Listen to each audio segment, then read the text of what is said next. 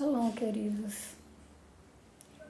O texto de hoje está em Mateus 5, a partir do verso 2, que diz assim: Abrindo a boca, os ensinava, dizendo: Bem-aventurados os pobres de espírito, porque deles é o reino dos céus. Bem-aventurados os que choram, porque eles serão consolados. Bem-aventurados os mansos, porque eles herdarão a terra. Bem-aventurados os que têm fome e sede de justiça, porque eles serão fartos.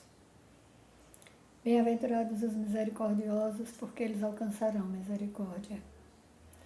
Bem-aventurados os limpos de coração, porque eles verão a Deus. Bem-aventurados os pacificadores, porque eles serão chamados filhos de Deus. Bem-aventurados os que sofrem perseguição por causa da justiça, porque deles é o reino dos céus. Bem-aventurados sois vós, quando vos injuriarem e perseguirem, e mentindo disserem todo mal contra vós por minha causa. Exultai e alegrai-vos, porque é grande o vosso galardão nos céus, porque assim perseguiram os profetas que foram antes de vós. Eu tinha mais ou menos uns 16 anos quando eu li esse texto pela primeira vez. Eu fazia parte de uma religião que não tinha acesso à Bíblia, só os líderes tinham, o povo não podia ler a Bíblia, não tinha acesso. E eu nunca tinha visto uma Bíblia na minha vida. E um dia no colégio eu ganhei o Novo Testamento dos Gideões. Eles faziam um trabalho lindo, não sei se eles ainda fazem, de distribuição de Novos Testamentos nos colégios e nos presídios e hospitais. E no colégio eu recebi um exemplar do Novo Testamento. E eu sempre tive uma sede de Deus muito grande. Eu lembro que, menina, eu já orava mesmo sem saber o que eu estava fazendo. E eu ouvia as respostas de Deus. E quando eu ganhei esse Novo Testamento, eu comecei a ler. E o primeiro livro que eu li foi exatamente Mateus. E quando eu cheguei no Sermão da Montanha, eu me apaixonei por Jesus. Eu fiquei encantada quando eu li esse texto. E eu comecei a questionar. Eu já tinha ouvido falar de Jesus, obviamente, mas não desse Jesus. Mas do Jesus que todo mundo fala, que todo mundo diz que crê, que todo mundo diz que conhece. E aí, quando eu comecei a ler esse texto, eu comecei a descobrir um Jesus amoroso, um Jesus cuidadoso, um Jesus misericordioso, um Jesus que se enchia de compaixão pelas pessoas. E quanto mais eu lia, mais eu queria conhecer esse Jesus. E eu comecei a buscar incessantemente. E foi tão libertador o dia que eu tive um encontro real com ele, dentro do meu quarto. Eu e ele. Mateus 6,6 diz que a gente tem que ir para o secreto, né? Fecha a tua porta quando orares, e o teu Pai que vem em secreto te recompensará. E foi exatamente assim. Eu lembro que eu estava trancada no meu quarto, lendo a palavra, lendo Mateus, que eu me apaixonei pelo Sermão do Monte. Eu li o Sermão do Monte muitas vezes. E quanto mais eu lia o Sermão do Monte, mais Jesus entrava no meu coração e trazia uma graça que só Ele tem. Um gozo que eu nunca tinha experimentado em nenhum lugar.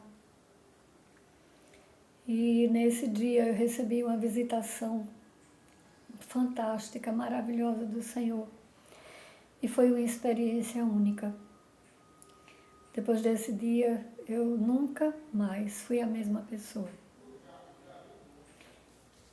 E aí, quando eu vejo esse texto, quando eu olho para ele, e eu ouço de novo Jesus dizendo: bem-aventurados os que choram, porque serão consolados. Nós estamos vivendo uma época em que as pessoas não querem sofrer.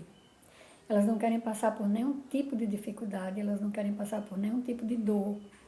Elas não querem adoecer, elas não querem perder o emprego, elas não querem ter nenhum problema no casamento. As redes sociais induzem as pessoas para um mundo de mentira que faz com que elas mesmas percebam que a vida delas não é a perfeição que elas estão tentando demonstrar através das suas redes. E isso tem trazido um processo de depressão, de angústia, de dor, porque ninguém consegue viver na mentira. E hoje eu estava lendo esse texto e pensando sobre todas essas coisas. É Jesus que diz: bem-aventurados que choram.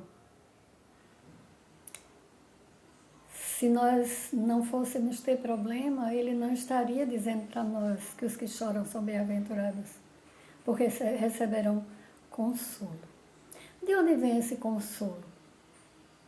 Do único lugar onde a gente pode receber, que é exatamente o Espírito Santo de Deus. Não tem como receber consolo de outro lugar. Nós somos humanos e muitas vezes, de certa forma, a igreja nos trata como se nós fôssemos super espirituais e não pudéssemos sofrer, e não pudéssemos chorar. E quando a gente está triste, a tendência das pessoas é chegar junto da gente e dizer: não chore não, confie, Deus é poderoso, Ele vai fazer, Ele vai mudar. Sim, Ele é poderoso, Ele vai fazer, Ele vai mudar. Mas Ele não nos impede de chorar, Ele não nos impede de derramar a nossa dor diante do seu altar. Até para que Ele nos console. Jesus diz: essas coisas vos digo para que em mim você tenha paz. No mundo tereis aflições, mas tende bom ânimo, eu venci o mundo. E essa paz só pode vir dele. Ele diz: olha, a paz em mim. Eu sou o príncipe da paz. Não há outro lugar onde você encontra essa paz. Não há outro lugar onde você encontra esse consolo. Não há outro lugar onde você encontra essa graça. Não há outro lugar onde você sinta esse amor poderoso sendo derramado sobre você, vindo da cruz do Calvário. Às vezes eu fecho os meus olhos e eu fico imaginando a cena. Jesus se derramou naquela cruz inteiramente. E quando a primeira gota do seu sangue desceu e tocou a terra, nada mais poderia ser igual. Se você já teve uma experiência com Ele, você sabe exatamente do que eu estou falando. De que há um repouso, há um descanso, há um lugar de paz. Há um lugar de graça onde a gente é alcançado pelo seu amor fortalecedor, transformador, consolador. Em 1 de João, a palavra diz que o verdadeiro amor lança fora todo medo. Em Jesus não há medo. Em Jesus não há insegurança. Em Jesus não há dor que não tenha alívio. Não há angústia que não tenha cura. Não há medo que não seja transformado em força, coragem, ousadia, intrepidez. Porque Ele é a nossa paz, Ele é a nossa força. A palavra diz que a alegria do Senhor é a nossa força. Então, independente do que você esteja vivendo, vai para esse lugar de paz. Deixa Ele consolar o teu coração. Muitas vezes o nosso choro tem motivos reais, muito reais. Às vezes nós perdemos alguém que amamos, vemos um filho indo por caminhos que a gente não gostaria, ou um casamento que você investiu tanto e que de repente você vê que as coisas estão indo para um lugar que você não planejou, ou simplesmente você está se sentindo fraco, cansado de tanta luta, de tanta guerra.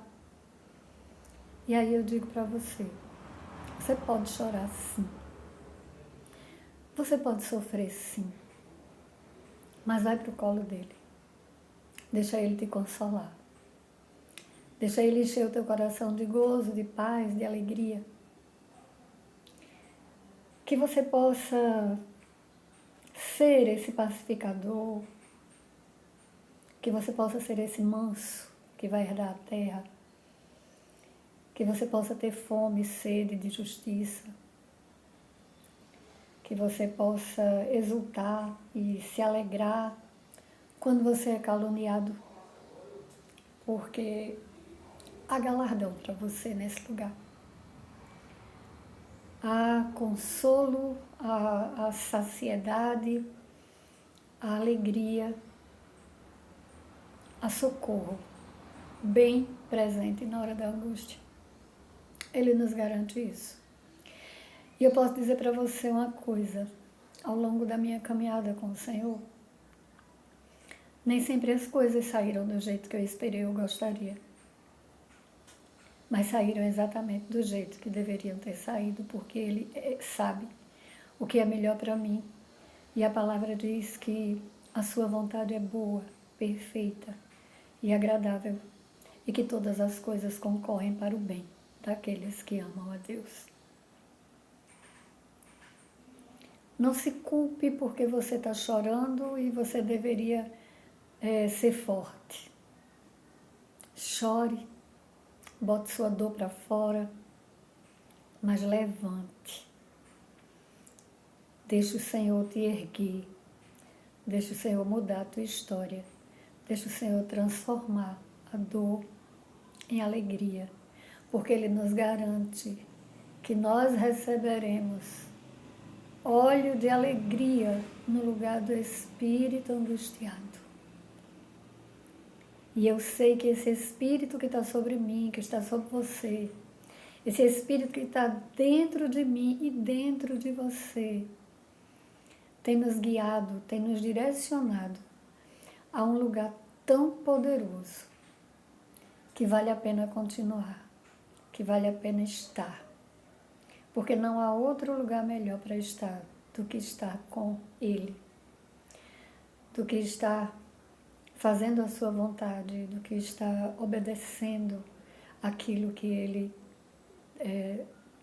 nos propõe, para que o propósito dele se cumpra na minha e na tua vida, e Ele possa contar comigo e com você, para socorrer as pessoas que estão sofrendo, angustiadas, com uma palavra, um abraço, um carinho e, sobretudo, com a palavra dele, temperada com sal. Aquela que entra como espada de dois gumes e transforma tudo e muda tudo. E estabelece aquilo que precisa ser estabelecido no reino. Então confia, descansa, deixa o Senhor cuidar de você. Tem caminhos que você não pode percorrer sozinho. Tem caminhos que você não deve percorrer sozinho. Mas eu prefiro não querer ir sozinha. Eu prefiro dizer como Moisés, se o Senhor não for comigo, eu não saio daqui. Porque quando Ele está conosco, quando nós o convidamos a estar conosco e fazer aquilo que Ele tem como propósito para as nossas vidas, o resultado certamente é muito melhor do que a gente pode esperar. A palavra diz que Ele vai fazer infinitamente mais do que pedimos ou pensamos. E quando eu olho para isso e eu entendo que